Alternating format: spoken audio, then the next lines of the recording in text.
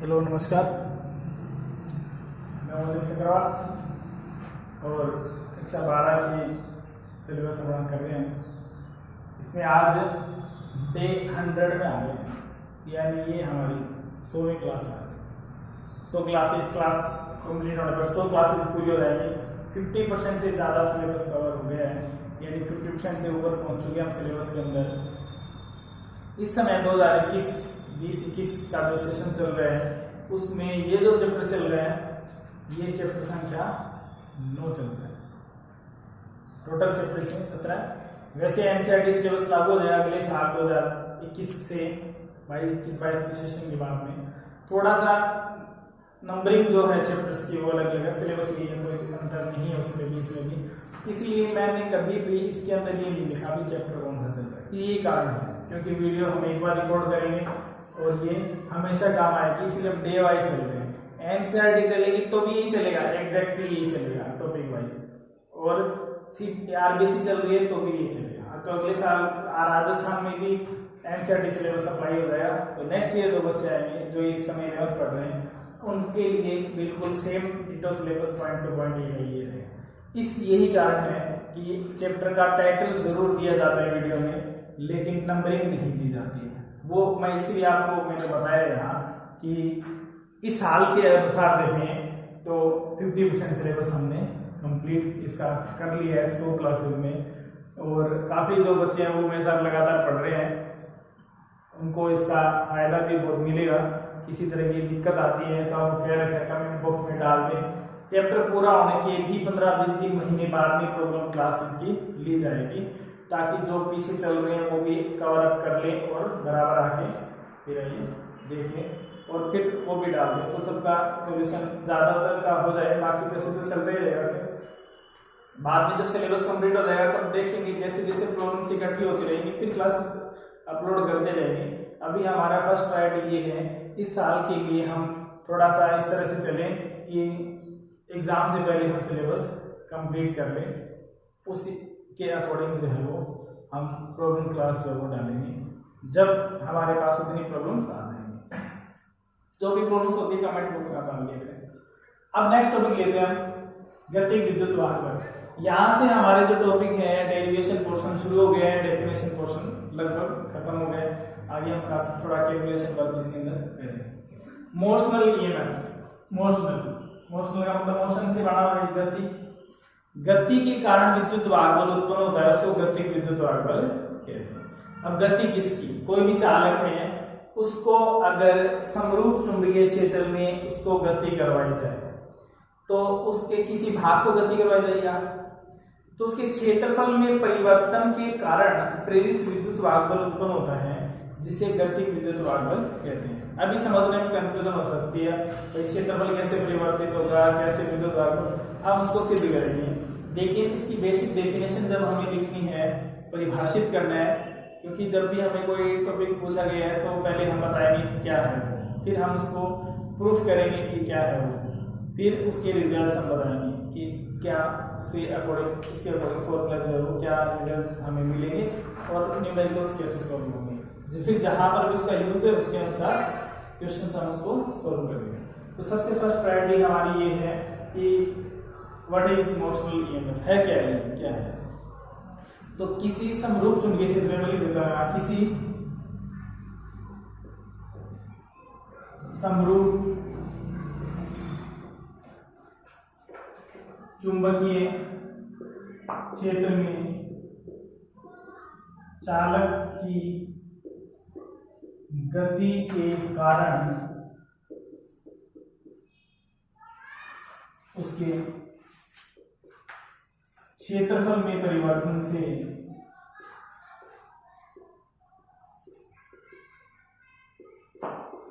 उत्पन्न प्रेरित विद्युत वाहक बल ईएमएफ को गतिक विद्युत वाहक बल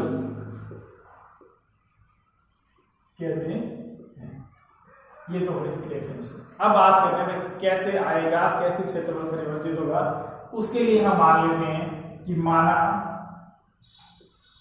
समरूप चुंबकीय क्षेत्र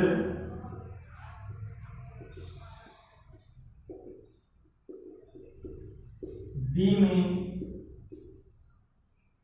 कोई वर्गाकार चालक स्थित है जिसकी भुजा L है। अब वर्गाकार है तो सारी भुजाएं L ही होंगी, ठीक है। डायग्राम बनाते हैं पहले से। आप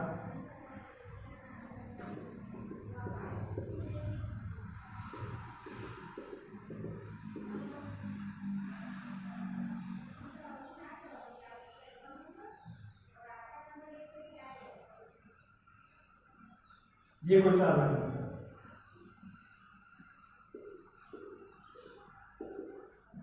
इसकी जो प्रत्येक भुजा है वो L है, ये भी L है, ये भी समरूप चुंबकीय क्षेत्र B है। चुंबकीय क्षेत्र इसके लंबवत है, ध्यान रखें। चुंबकीय क्षेत्र क्रॉस बता रहा, पहले बढ़ चुके हैं ये बातें बहुत ज्यादा। विद्युत धारा के चुंबकीय प्रभाव है कि क्रॉस क्या बता रहा है, चुंबकीय क्षेत्र जो है वो तल के लंबवत और अंदर की। डॉट क्या बताता है, डॉट भी ले सकते हैं, कोई दिक्कत नहीं। क्रॉस लेने की आदत हो जाती है, कंटेंट हर टॉपिक में हम सॉल्व करते हैं तो क्रॉस चुंबकीय क्षेत्र ही लेते हैं, इसलिए यहाँ पे हमने क्रॉस ले लिया। ये तो क्या है, स्थिति 1 है, केस फर्स्ट है। अब हम क्या करते हैं, पहले केस फर्स्ट को सॉल्व कर लेते हैं, फिर आगे बात करेंगे। केस फर्स्ट की बात करेंगे। केस फर्स्ट में क्या है कि समरूप चुंबकीय क्षेत्र में कोई भी आयत वर्गाकार लूप स्थित है, लूप बंद भाग स्थित है, कोई कुंडली टाइप कोई चालक स्थित है। तो इसमें से कितना फ्लक्स जा रहा है, मैक्सिमम जा रहा है। लंबवत तो सारा जाएगा, मैक्सिमम जाता है लंबवत में। तो वहां पर फ्लक्स क्या होगा, स्थिति 1 में, केस फर्स्ट में, यानी केस फर्स्ट में चालक से गुजरने वाला flux φ1 is equal to B dot A. B A cos theta होता है, थीटा की वैल्यू 0 डिग्री है, आप ध्यान रखें आप, क्योंकि क्या है ये लंबवत है, ठीक है। लंबवत है तो इस पे अल्पांश लेंगे, वो भी क्या होगा, लंबवत होगा। अल्पांश की दिशा सतह की लंबवत होती है, तो दोनों एक ही दिशा में हो गई, थीटा 0 डिग्री हो गया। तो उसको बी ए लिख दिया हमने। ए क्या है, एरिया, क्षेत्रफल। क्षेत्रफल वर्ग है तो वर्ग का क्षेत्रफल क्या होता है, भुजा स्क्वायर, इसलिए ए इज इक्वल टू आ जाएगा एल स्क्वायर। तो φ1 इज इक्वल टू आ गया बी एल स्क्वायर। दूसरी बात केस सेकंड लाते हैं। अब ये तो सामान्य स्थिति है, पहली स्थिति है जब कोई चीज नहीं है। दूसरी स्थिति, अब हम क्या कर रहे हैं, इस चालक को v वेग से हम गति करवा रहे हैं और हम इस चुंबकीय क्षेत्र से इसको बाहर निकाल रहे हैं। तो हमने इसको इतना बाहर निकाल दिया।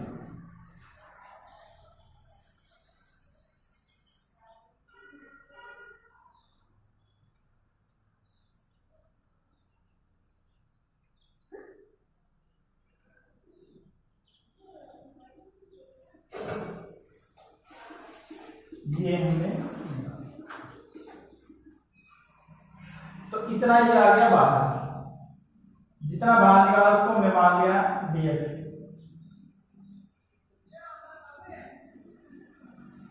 अब देखो इसकी लंबाई तो कितनी है, l या b भी इसमें कोई परिवर्तन नहीं है। चुंबकीय क्षेत्र b है, k सेकंड है, ये v वेग से ये गति कर रहा है। तो अब क्या करते हैं, चाहो तो आप लिख सकते हैं ये बात केस सेकंड में, कि केस सेकंड में अब क्या करते हैं कि चालक को चुंबकीय क्षेत्र से गति करवाते हुए बाहर निकालते हैं और इसे बाहर dx विस्थापित करते हैं।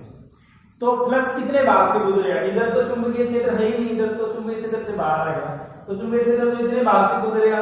तो कैसे निकालते हैं फ्लक्स, चुंबकीय क्षेत्र गुणा क्षेत्रफल। अब क्षेत्रफल हमने किसका निकालना है, इतने भाग का निकालना है।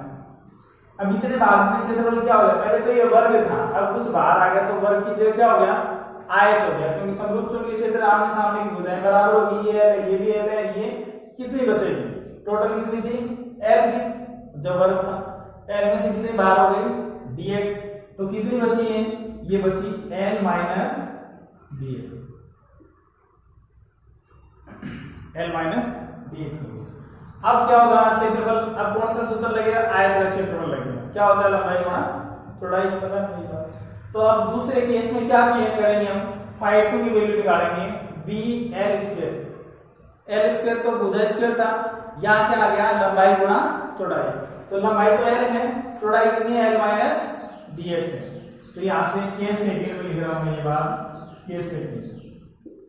अब किसको, चालक को v वेग से चुंबकीय क्षेत्र से बाहर की ओर गति करवाते हैं और dx विस्थापित करते हैं।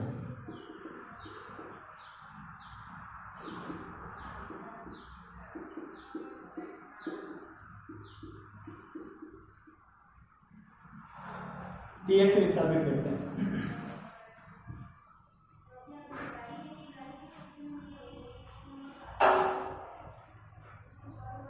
अब गुजरने वाला फ्लक्स, इस स्थिति में फ्लक्स को मान लेते हैं फाई 2, वही बी ए, थीटा की वैल्यू 0 डिग्री, बी ए की वैल्यू क्या रखेंगे, ए की वैल्यू एल, लंबाई गुणा चौड़ाई एल माइनस dx, क्योंकि a इज इक्वल टू क्या है, l into L minus dx। कैसे है, चाहो तो लिख सकते हैं, कॉमन बात है ये, तो तीसरी चौथी क्लास की बातें हैं। वर्ग का क्षेत्रफल क्या होता है, का क्षेत्रफल क्या होता है, फिर भी नहीं पता है तो ब्रैकेट में आप इसका यूज करते हैं। Phi 2 is equal to L into L करेंगे तो क्या आएगा, एल स्क्वायर माइनस बी, क्या आ जाएगा, एल इंटू dx। समीकरण नंबर आगे बात। अब देखो हमारे पास, क्योंकि हमें ईएमएफ निकालना है, तो मैंने आपको बताया था कि फैराडे का नियम का हमें यूज करना है लेंज नियम साथ लगाने के बाद में। इसका मतलब हमें यूज करना है हमेशा is equal to minus D phi upon D T. तो फैराडे के नियम से अब यहाँ पूरा लिखने की जरूरत नहीं है, चाहो लिख सकते हो भाई लेंज फैराडे के नियम से, क्योंकि माइनस लेंज का दिया हुआ है। फैराडे के नियम से, अब फैराडे का नियम क्या है, is equal to minus D phi upon D T. D phi निकाल लो आप, चाहे तो अलग से निकाल लो, चाहे नहीं निकालो। डी फाई यहाँ लिख देता हूँ अलग से, D phi is equal to क्या होता है, अंतिम फ्लक्स माइनस प्रारंभिक flux, phi 2 minus phi 1, then put the value of equation second and first. D phi is equal to phi 2 B L square minus B L D X minus phi 1 की value क्या है, B L square, B L square से B L square cancel हो गया, D phi is equal to आ गया minus B L D X. ये calculation चाहे तो आप यहाँ भी कर सकते हैं, एक बात है, मैंने अलग सॉल्व कर दिया इसको। ई इज इक्वल टू आ गया minus B L D X और अपॉन में क्या है डी टी, और D X upon D T क्या होता है, विस्थापन में परिवर्तन की दर को क्या कहते हैं, वेग कहते हैं।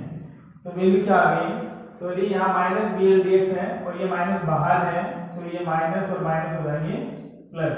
E इज इक्वल टू क्या आ गया, बी एल बी, और ये इसका अंतिम फॉर्मूला है। महत्वपूर्ण भी है, न्यूमेरिकल पूछा जा सकता है इस फॉर्मूले से, डायरेक्ट फॉर्मूला भी पूछा जा सकता है और डेरिवेशन भी पूछा जा सकता है। डेरिवेशन में देखो फॉर्मूले ज्यादा काम आते हैं, क्योंकि अगर हमें रिजल्ट याद है, जब हम कैलकुलेशन करते हैं तो बाई चांस कहीं ना कहीं गलती हो जाती है कि हमारी प्रिपरेशन पूरी अच्छी नहीं है, तो आपको अगर उसका रिजल्ट याद है तो हमें पर यहाँ मान लो बी की जगह बी स्क्वायर आ गया, कहीं से कैलकुलेशन गलत करते हैं तो हमें अगर पता है कि बी एल बी आएगा इसका रिजल्ट, तो हम बता सकते हैं, देख सकते हैं ये गलती हो गई, तो हम उसको चेक कर सकते हैं, पूरे चेक करेंगे तो वो गलती जो हुई है वो हमें पकड़ने आ जाए। इसलिए भी फॉर्मूले जो है वो काम में आते हैं, न्यूमेरिकल में तो आते ही आते हैं, लेकिन डेरिवेशन को हम चेक कर सकें इसके भी काम आते हैं। अगर हमें फॉर्मूला अलग से याद है तो हमें उसकी कैलकुलेशन में कोई दिक्कत नहीं होगी। अब इसका मतलब विद्युत वाहक बल का मान चुंबकीय क्षेत्र पर निर्भर करता है, लंबाई पर निर्भर करता है, और किस वेग से हम उसको गति करवा के बाहर ला रहे हैं, अंदर ले जा रहे हैं, उस पर निर्भर करता है। तो रिजल्ट आता है is equal to B L v। और आपको ज़्यादा इसके अंदर डेरिवेशन आता है तो जितना बोर्ड पे लिखे हैं उसके अलावा एक वर्ड भी बेवजह थ्योरी का भरने की कोई ज़रूरत नहीं है। इसमें आपको 3 नंबर का क्वेश्चन आता है तो 3 में से 3 ही मिलेंगे, 3 में से 3.5 भी नहीं मिलेंगे। तो ये लेकिन मेथड हमारा सही होना चाहिए जो भी हम कैलकुलेशन कर रहे हैं। तो इसको पढ़ लें, आप समझ लें, स्क्रीनशॉट लेना है, स्क्रीनशॉट लेकर ले लें, बाद में लिखने में दिक्कत आए तो स्क्रीनशॉट से देख के भी आप लिख सकते हैं। कैलकुलेशन का जरूर ध्यान रखें, समझ लें हर बार। जैसे हमें पता रहता है कि हमें क्या सोल्व करना है, ईएमएफ सोल्व करना है। ईएमएफ सोल्व करने का तरीका क्या है, E = -d∅dt। इसका मतलब हमें फ्लक्स में परिवर्तन ज्ञात करना है। तो हमने 2 स्थितियां ले ली, पहली स्थिति में फ्लक्स, फिर परिवर्तित होने के बाद में क्या है, फिर चेंज कैसे निकालते हैं, final value minus initial value घटा दी और वैल्यू पुट कर दी। कैलकुलेशन कोई भी ज्यादा नहीं है, लेकिन थोड़ा सा ध्यान रखना और समझना और प्रैक्टिस करना। रफ कॉपी ज्यादा यूज करोगे तो ज्यादा दिक्कत नहीं आएगी। अब ये सभी को 100 क्लास होने की तो बधाई, और 100 क्लास पूरी जब आपकी हो जाए तो भी आप मेरे को बता दें कमेंट बॉक्स में कि मैंने 100 क्लास कवर कर ली है। बाकी जो है बात नेक्स्ट क्लास में करेंगे, हम इस चैप्टर में आगे चलेंगे, तब बात करेंगे। तब तक आप इसको रिवाइज करें।